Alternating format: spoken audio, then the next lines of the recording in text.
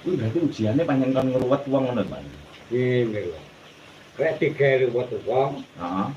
kudu iso anu ngono. Ngatasi lah. Iso ngatasi ngono. Jadi Tese ngono. jadi caramu ku dijolne panjang awakmu kon nantangi wong nek dalan ngene ana.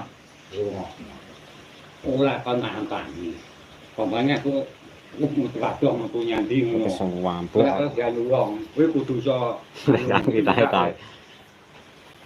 Pokoke kudu bisa ngatasi lah. Heeh, ngono lho maksudnya kuwi. Preaman. Ora bener nantangi wong. Heeh, ngono lho. Bela awake berarti ya. Iso ngatasi orang. Dadi anu. Bedong. Jadi kan diri pertahanan. Heeh, ngono. Bela diri ana. Ini silat lho Pak Mon. Itu anu. Itu tekelan iki. Ngono yo latik barang lho. Gak mesti wujud tekelan pamane njaluk biasane dikai.